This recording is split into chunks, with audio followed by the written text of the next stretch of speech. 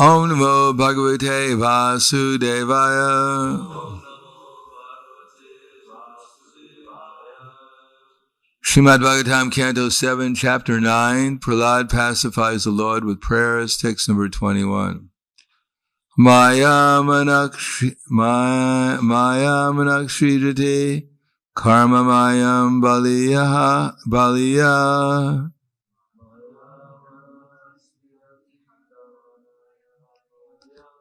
Maya manakshridati karma mayam baliya. Kalena chodita gunanumatena pumsaha. Chandomayam yat ajayarpita shodasharam.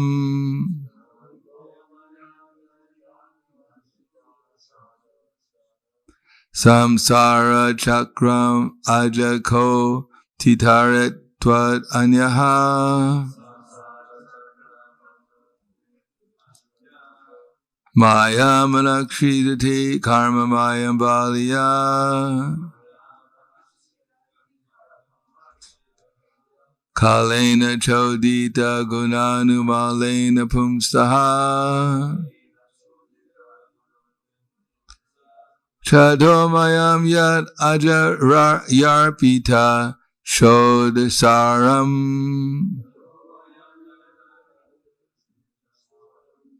Samsara chakram ajako titaret tvad anyaha.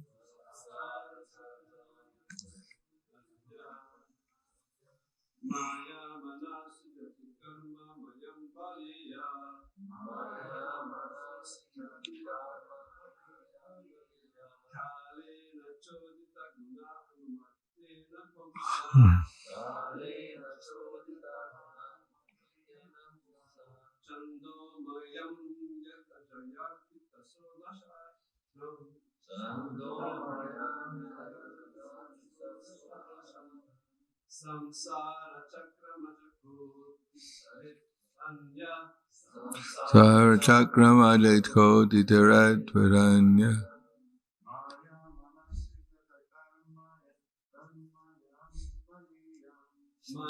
Jati karmanayam baliya.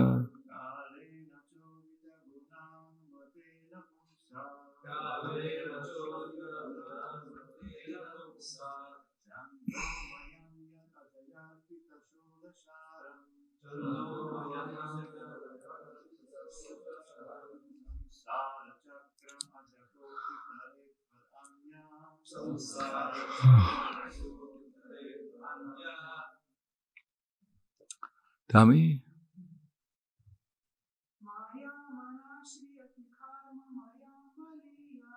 Mayam manakshridati karmanayam baliya. Kalena chodita gunanumatena pumsa.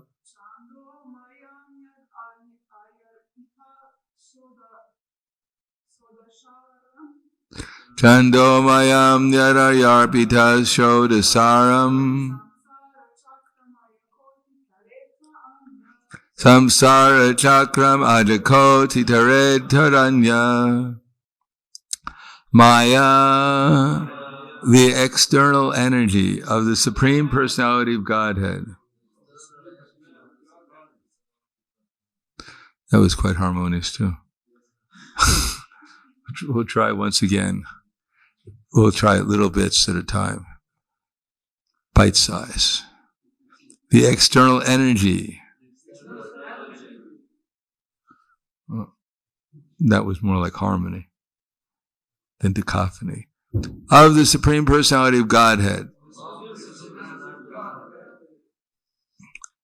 Manaha, the mind. There's a little note here.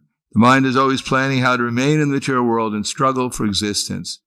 The chief part of the subtle body consists of the mind, intelligence, and false ego. Shrijati creates. Karma mayam producing hundreds and thousands of desires, and acting accordingly. Baliyaha, extremely powerful, insurmountable. Kalena, by time. Chodita guna, whose three modes of material nature are agitated. Anumatena, permitted by the mercy of the glance, time. Pumsaha, of the plenary portion, Lord Vishnu. The expansion of Lord Krishna. Chandamayam, chiefly influenced by the directions in the Vedas. Yat, which, Ajaya, because of dark ignorance. Arpita, offered. Shodasa, 16. Aram, the spokes. Samsara chakram, the wheel of repeated birth and death in different species of life. Aja, O unborn Lord. Ka, who is there? Atitaret, able to get out. Tvat anyaha, without taking shelter of your lotus feet. Translation and purport by His Divine Grace, A.C. Bhaktivedanta Swami Srila Prabhupada. O Lord, O Supreme Eternal, by expanding your plenary portion, you have created the subtle bodies of the living entities through the agency of your external energy, which is agitated by time. Thus the mind entraps the living entity in unlimited varieties of desires to be fulfilled by the Vedic directions as karma kanda, fruit of activity, and the 16 elements. Who can get free from this entanglement unless he takes shelter at your lotus feet? Purport. If the hand of the Supreme Personality of God is present in everything, where is the question of being liberated from material engagement into spiritual life, blissful life? Indeed, it is the fact that Krishna is the source of everything, as we understand from Krishna himself in Bhagavad Gita. Aham savasya pravavaha. All the activities in both the spiritual and material world are certainly conducted by the orders of the Supreme Personality of Godhead through the agency of either the material or spiritual nature. It's further confirmed in Bhagavad Gita 9.10, Maya dakshena prakriti suyate satcharacharam. Without the direction of the Supreme Lord, material nature cannot do anything. It cannot act independently. Therefore, in the beginning, the living entity wanted to enjoy the material energy and to give the living entity all facility. Krishna, the Supreme Personality of Godhead, created this material world and gave the living entity the facility to concoct different ideas and plans through the mind. These facilities offered by the Lord to the living entity constitute the 16 kinds of perverted support in terms of the knowledge-gathering senses, the working mind, and the 5 material elements. The wheel of repeated birth and death is created by the Supreme Personality of Godhead, but to direct the bewildered living entity in progress towards liberation according to the varied stages of advancement, different directions are given in the Vedas, Chandomayam. One wants to be elevated to the higher planetary systems, he may follow the Vedic directions. As the Lord states in the Bhagavad Gita 9.25, Yanti deva vrata devan pintri yanti putri vrataha bhutani yanti puteja yanti madhyajinopimam. Those who worship the demigods will take birth among the demigods. Those who worship ghosts and spirits will take birth among such beings. Those who worship ancestors go to the ancestors, and those who worship me will live with me. The real purpose of the Vedas is to direct one back home, back to Godhead. But the living entity, not knowing the real goal of his life, wants to go sometimes here and sometimes there, and do sometimes this and sometimes that. In this way, he wanders throughout the entire universe, prisoned in various species, and thus engaging in various activities for which he must suffer the reactions. Sri Chaitanya Mahaprabhu therefore says, Brahmanda Brahmite Kon Bhagavan Jeev Guru Krishna Prasade Pai Bhakti Lata Bij. The fallen conditioned living entity, trapped by the external energy, loiters in the material world. But if by good fortune he meets a bona fide spiritual master, representative of the Lord, who gives him the seed of devotional service, and if he takes such a guru or representative of God, he receives the Bhakti Lata Bij, the seed of devotional service. If he properly cultivates Krishna consciousness, he is then gradually elevated to the spiritual world. The ultimate conclusion is that one must surrender to the principles of Bhakti Yoga, for then one will gradually attain liberation. No other method of liberation from material struggle is at all possible. Let's see. O Lord, O Supreme Eternal, by expanding your plenary portion, you have created the subtle bodies of the living entities through the agency of your external energy, which is agitated by time. Thus the mind entraps the living entity in unlimited varieties of desires to be fulfilled by the Vedic directions of karma kanda, fruit of activities, and the 16 elements. Who can get free from this entanglement unless he takes shelter of lotus feet? Namo Vishnu Padaya Krishna Prasthaya Bhutaya Srimate Bhaktivedanta Swami Tanamane Namaste Saraswatunde Ve Gauravani Vacharane Nirvishesha Srinivadi Paskyatyade Satarane.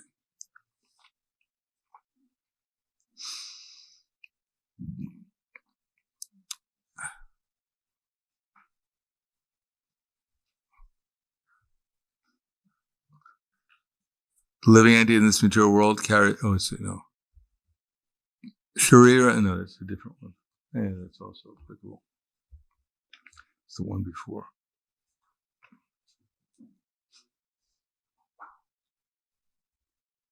Sharira Yadavatnoti, it's Shapi Grantich, Vihivaitani Samyati, Vayor Ganda Ivashayat.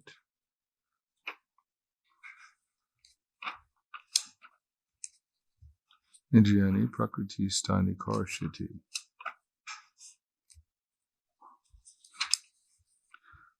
Mamaivam so jiva loke jiva bhutak sanatana marakshastran indriyani prakriti stani karshiti.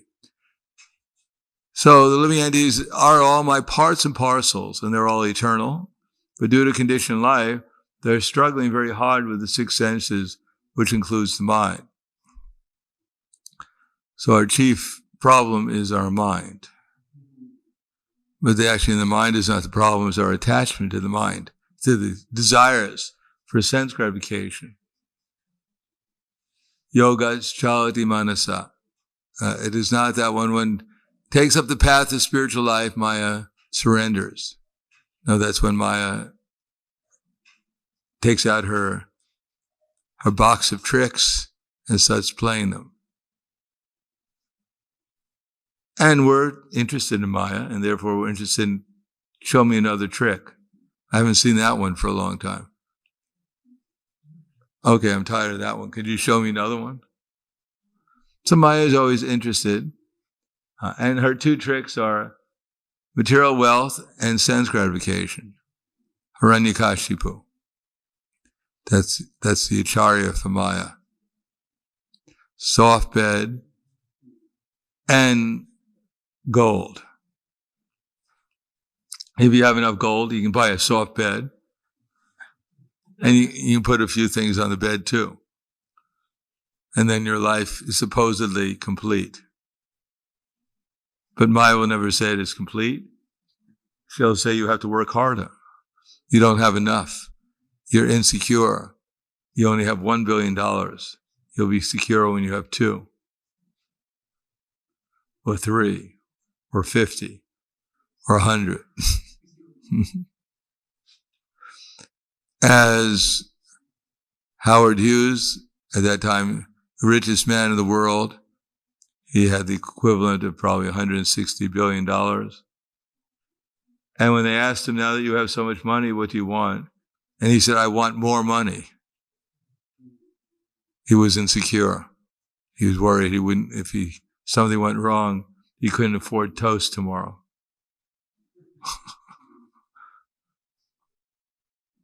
So that's Maya.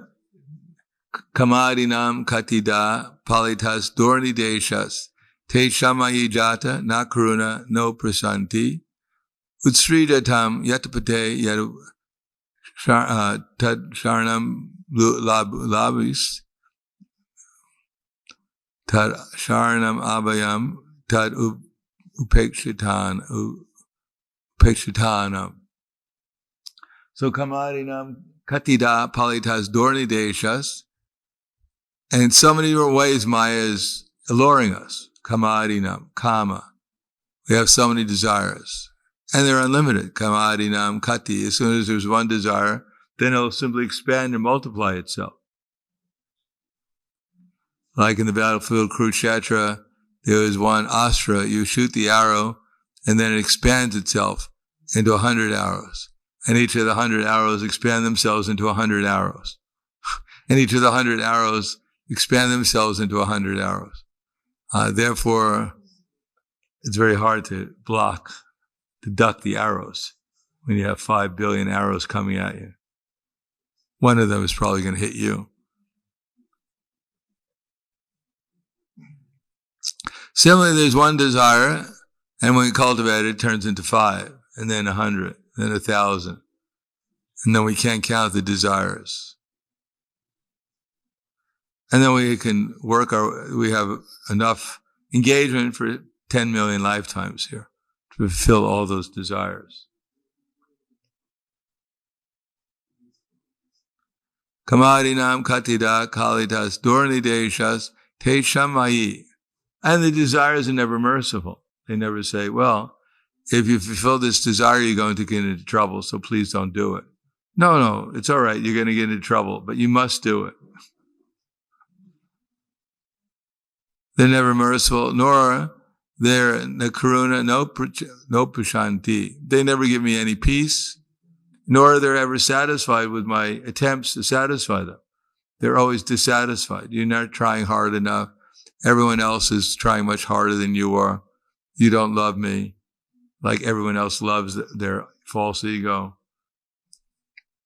You must try twice as hard, and then I might become happy. So everyone is making big plans in the material world. How are they going to become happy? How are we going to make a perfect arrangement? As Prabhupada points out, the man, he was poor, but he bought some cups.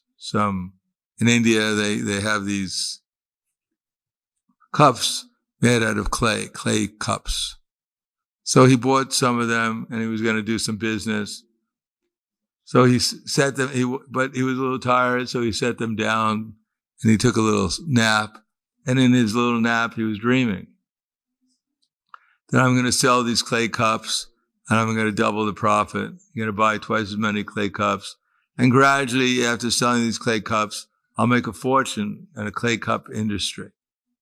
And then with all my money, I'll buy a big house and have a nice wife and family.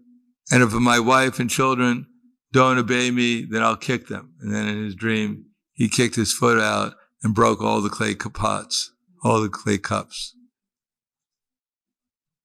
So everyone is dreaming how our lives will be nice when all the arrangements are made to make me comfortable.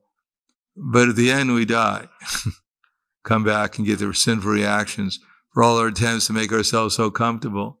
And then we find ourselves in a very uncomfortable position. Therefore, the material desires are never merciful, they're never satisfied, and they never cease. There's no stopping to them. There's no break. There's no weekend break for the material desires. It's the weekend you can take a break.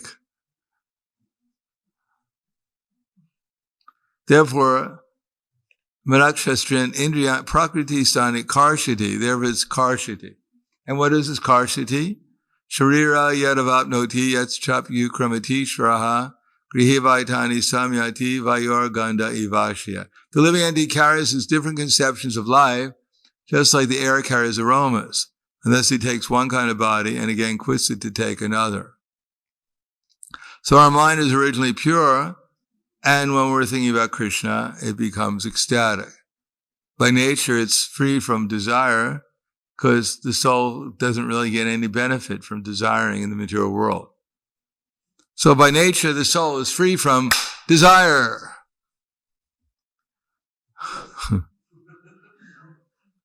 But when the living entity comes in contact with the material energy and becomes interested by mental concoction, what does it mean, mental concoction? There's no happiness there. But we imagine there's going to be happiness there. It's like in India, they have these machines where they grind sugar cane.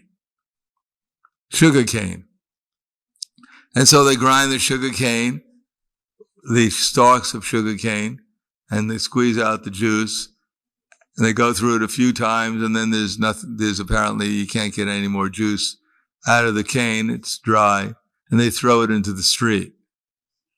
And the cows come along, and they think, oh, sugarcane juice, that would be a nice treat.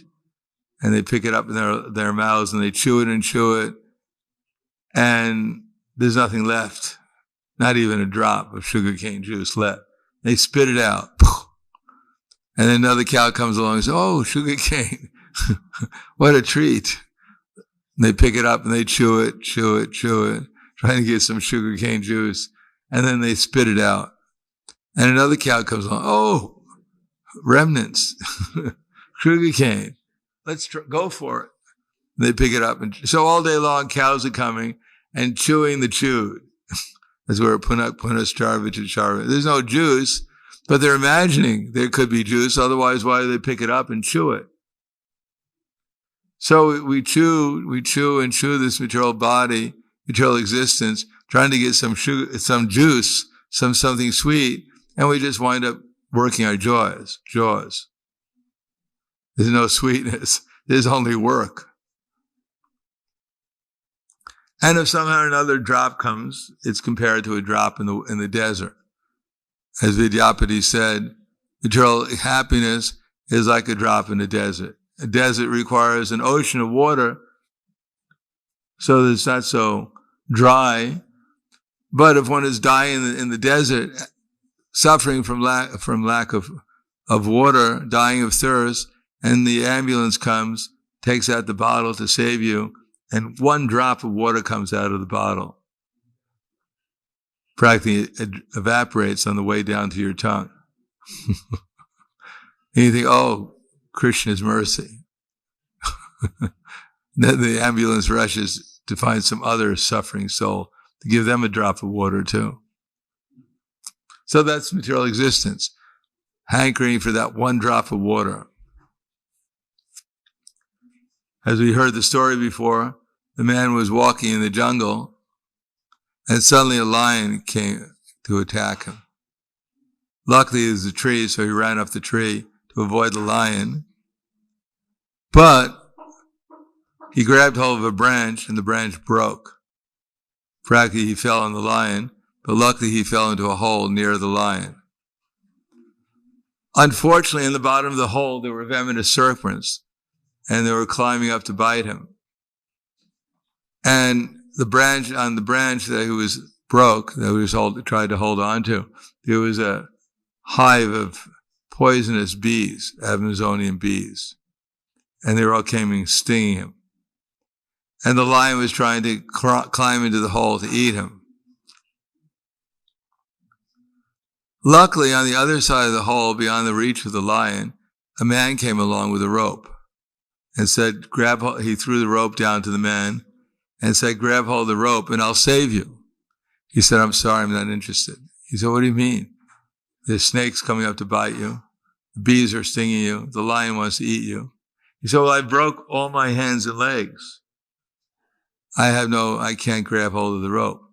He said, well, grab hold of it with your mouth and I'll pull you out by your mouth. He said, well, that I don't want to do. He said, why not? Because that beehive fell on my head, and now some wonderful honey is oozing out of the beehive, and it's just on the tip of my nose. And if I just wait a little bit longer, some of it will drip into my mouth, and I'll actually enjoy. So that's material life. Everyone is trying hard to enjoy the material life, suffering misery, waiting for that one drop of honey to come and be happy. So that's called mental concoction. We can see how much people are suffering. Even people who are rich, they can't avoid the sufferings of old age, disease, and death. But we're thinking, if I become rich and powerful and famous, I'll enjoy. So that's called mental concoction. And therefore Queen Kunti says, Janmaishvara Shuta Shrivira Aedamanak Madak Puman Naivahat Devadatum Vai Twam Akinchana Gochara. That anyone who has this idea that by increasing our material opulence, we're going to enjoy, they don't realize that actually we're not going to enjoy, we're going to suffer more. Unless that opulence is utilized in Krishna service, because we're already intoxicated by material identification. And when we add to that more and more material opulence, then we become mad. And because we're mad, we become crazy. We can't chant the holy name with feeling.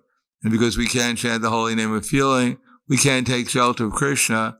And therefore we're destined to stay in the cycle of birth and death and suffer in the 8,400,000 species of life. Therefore, the conclusion is, better to suffer and take shelter of Krishna than to so-called enjoy and be devoid of Krishna consciousness. If we suffer and we take shelter of Krishna, then there will be no more suffering. There will be no more seeing repeated birth and death. And if we enjoy without taking shelter of Krishna, that's all we'll see is repeated birth and death. So I'll stop there. Thank you. Any questions?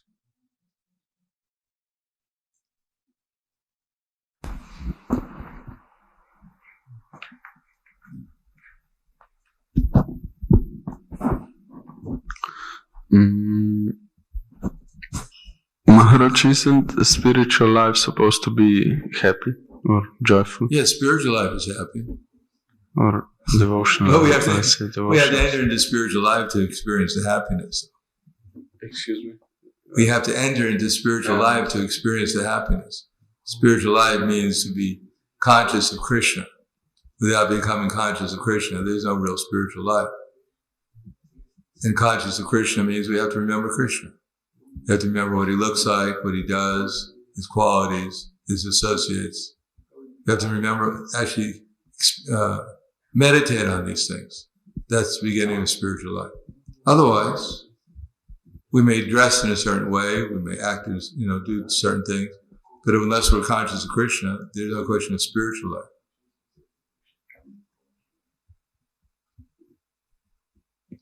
Anything else? Hare Krishna. So on one side there is a happiness in spiritual life, and the other side is suffering, which you want. And in between, majority of devotees, we are in the between. How to make this gap as shortest, as quickest as possible? We are like how it's called in the Gita, ribbon cloud. Ribbon cloud. Ribbon cloud. No position. No position. Manmana bhavavad bhakto madhyaji mam namaskuru mame vaishasi satyam te pratijani priyosime. Always think of me, become my devotee, worship me and offer your homage unto me. The result is you'll come to me without fail. I promise you this because you're my very dear friend. Sarva dharman prityaja mam ekam sharanam braja ahang tvang sarapapebhyo mokshi syayama sucha. Give up all varieties of religion, just surrender unto me, and I'll return, I'll protect you from all sinful reactions. Therefore do not fear. Idam te na napaskaya navaktaya kadachana Yacha shushushave vacham nachamam yobasiyate. This knowledge should not be explained to those who are not austere or devoted or engaged in devotional service, or to one who is envious of me. Ya idam paramanguyam mad bhakteshva vidashati bhakti mayi puram kritva mam mai vaishati samshaya. And for one who explains his secret to the devotees, devotional service is guaranteed, and in the end he'll come back to me. Yachatasman manusheshu kastyame bhavitkritamaha bhavita cham chamain manak anyak puryato bhuvi. In this world there's no one so dear to me as he, or will there ever be one more dear. So that's the formula. That was for the t-shirt. For the t-shirt.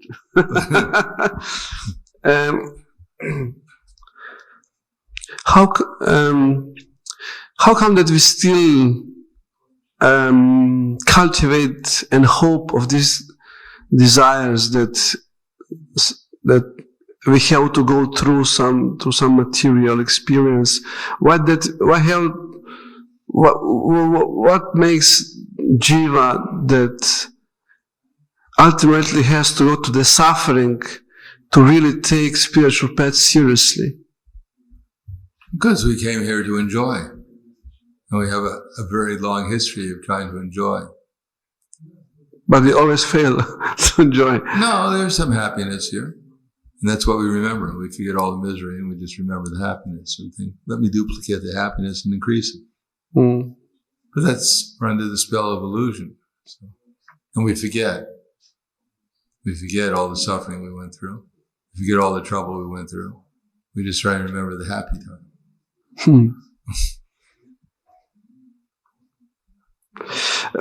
One word captured my mind when you were explaining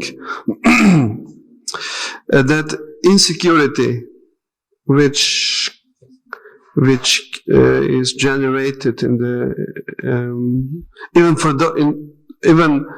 in those people who are really have so-called security, and you mentioned that example, Howard Hughes. Where this insecurity comes from? Because we're going to die. You have to be pretty insecure. You don't know 1 second later you're going to be ripped out of your body. You're going to go somewhere you don't know where you're going to go. It's pretty insecure. And where insecurity in devotees, also sometimes we have this insecurity in spiritual life that, oh, maybe I'm not pure enough to come to the end of the spiritual goal. No, I'm not qualified. All these different. Well, that's true. Yes, it's true. Therefore, Prabhupada said, someone said, Prabhupada, I'm the most fallen. So Prabhupada said, if you're the most fallen, why don't you do something about it? So these anxieties are to inspire us to do something. That's why they're provided to us, to encourage us to do something. Otherwise, we'd just be complacent. We think, well, Prasham is going to be there, I've got a place to sleep. My life is almost complete. No, Maya has to, Krishna or Maya has to inspire us to try to improve a little bit. So what is the chance of the aspiring devotee we are not so with low adhikar, struggling with the mind, desires, and we still try, but that seems that time is anyhow, we're eternal, so we have a long time to practice. But isn't that our statement that Prabhupada give a process to come back in one lifetime, this lifetime? Otherwise, we were also impatient. So if he said it takes lifetimes, that's too much. Might as well go out and enjoy. It's going to take more than 2 weeks. I can't. I'm impatient. I'm sorry. So both things are there. But Prabhupada give us process in one lifetime, right? If you want to, you can go back to God in 1 second. Not after millions of years. Oh, that is quite short. It's only a question of understanding and accepting the fact. So we have to hear and try to understand and then actually accept it. Well, but that statement that we do our best, and then Krishna will add what, or Prabhupada will add what is missing there? Well, let's see if we're doing the best. That's a real supposition. We're doing the best. Yeah, I'm really trying hard. And they go, oh, wow, look at that.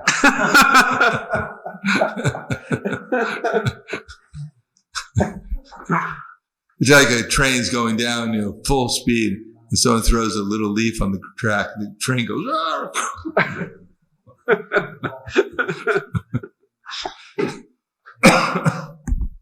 Thank you. Anything else?